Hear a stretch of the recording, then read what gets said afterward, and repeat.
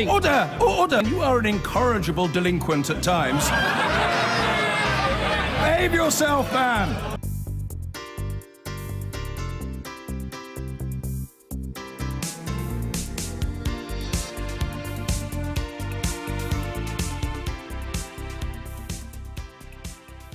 And finally, there is the Sunday Times.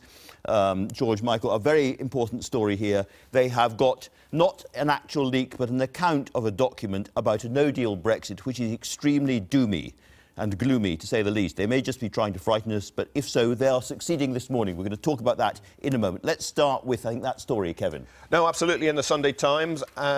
It's a leak, they say, from the Brexit department, David Davis's department, planning for Brexit. And they say they game-played the potential scenarios if Britain comes out without a deal with the European Union, mild, severe, and what they dub Armageddon. And the severe, not the Armageddon, the severe, the middle game planning is we'd have food, petrol and medicine shortages. Dover would begin to collapse, a port, so much trade goes through on ferries and on the tunnel. And we're at the business end of Brexit now. Decisions have to be made. European Council later this month. Clock's ticking down to next March. And customs union, single market, these big questions aren't resolved. Now, of course, Ian Duncan-Smith, big Brexiteer, pops up, says this is Project Fear.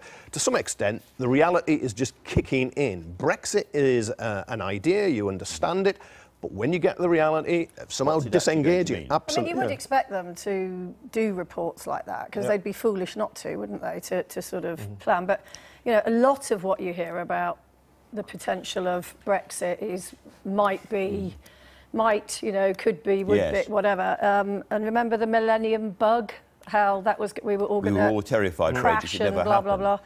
And let's talk a little bit about the origins of this story. So this is a paper produced for a cabinet committee, which we're told is so explosive, it's locked in a safe and is never brought out to sea. Until now. Until now, until it's on the front page of the Sunday Times. But I can't remember the phrase, but it was something like cowardly, liver-livered saboteurs. Lily-livered saboteurs, I think was how one source described the people who had leaked this. Yeah, and thereby standing up the political editor of the Sunday Times, Tim Shipman's story. And you see there is a quote from the department saying, look, we expect to get a deal, we won't be going to this scenario. So therefore, they are looking at it though, and it's incredible. We've got this far, and we still don't know how we're going to be trading with the rest of Europe. Well, if you're looking for an answer from Damien Green, look no further, or should I say, Mail on Sunday. Keep looking. I saw this piece of the Mail on Sunday, and pipe down, Jacob. Your noises off are making Britain look weak. And I thought, well, this is going to be a really firm, corrosive piece, but it isn't at all. But he's basically saying he went to see Theresa May this week with Amber Rudd and Justine Greening to assure the Prime Minister that far from being isolated in her search for a pragmatic, workable solution, she does in fact have widespread support from her party. And to back up the headline, which clearly he didn't write, I am afraid that even my friend, the intelligent and energetic Jacob Rees-Mogg, and you know there's a but coming, but it's very wishy-washy. He just says he's overstating our negotiating strength in an obviously misleading way. And he's saying, you know, we did vote for Brexit. We do want Brexit. We should go for Brexit, but we were often rowdy tenants inside the European House. We must ensure that we become good neighbours. There is clearly a certain amount of blue on blue going on in the papers this morning. What do we make of this Observer story about, is it Crispin Odey? Have I got his name right? It is. The big donor to the Conservative Party gave £50,000, now wanting May out. He says she can't deliver Brexit. He thinks Michael Gove, who plays such a prominent part in the campaign, wants him in.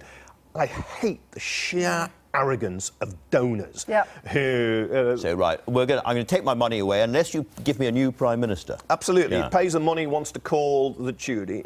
It's just terrible. It's why we have to take big money out of politics. No one should be able to give £50,000 to a party and then be setting the terms of who's going to be the leader and who's going to be the Prime Minister. Certainly not publicly call the shots. You know, I mean, it's gone on for years while they're doing it behind the scenes, but when you're actually now, you know, briefing newspapers and saying, I've paid this money, this is what I want. It's Let's bad. move on. Can I turn to one other subject? Because you've put your head above several parapets at the same time. You've signed the nature of politics at the moment. I know. You've signed an open Yes. letter to Jeremy Corbyn with a lot of other London Labour MPs, like Labour MPs from Wales and the northeast of England, doing the same thing, saying, please change policy and commit yourself to a second referendum or a second people's vote, you call it.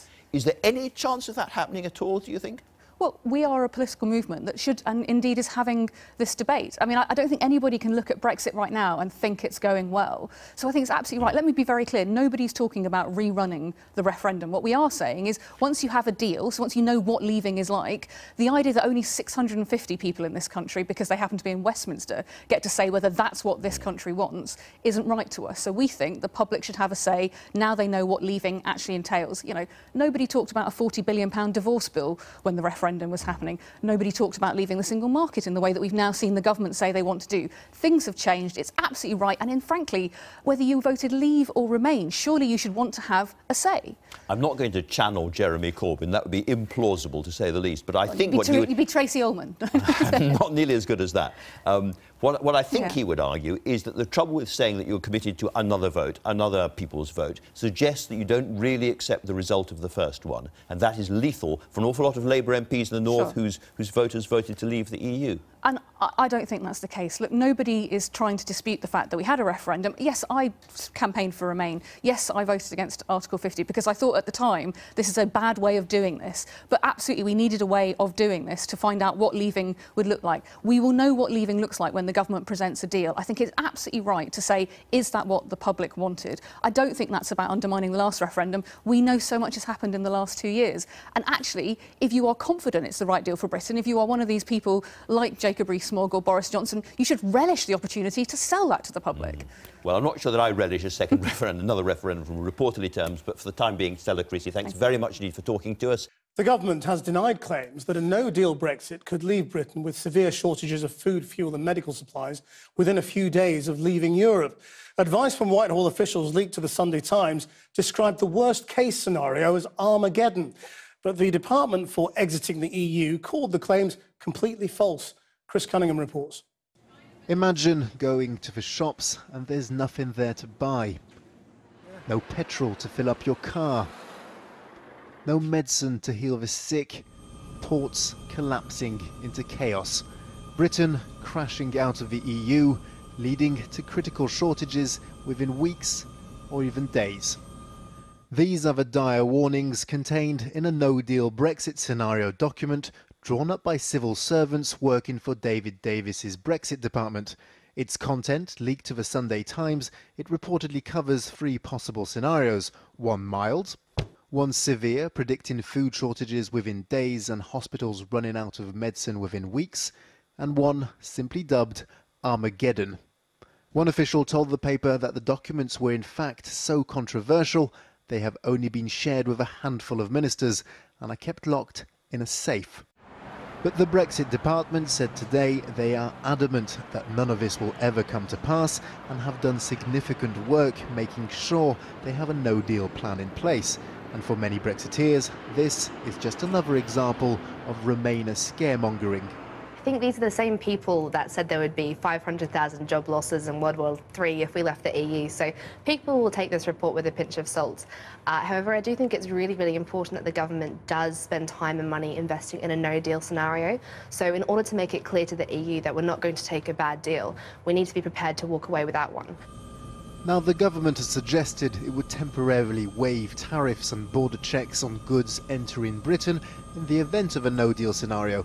But the truth is, the EU could still halt the flow of goods in the opposite direction. And with less than a year until Brexit and seemingly no deal on the horizon, not everyone is convinced that just walking away is an option. I think people will be rightly worried.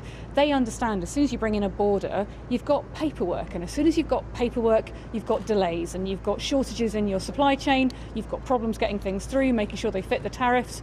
It's going to be a nightmare unless we get that clarity.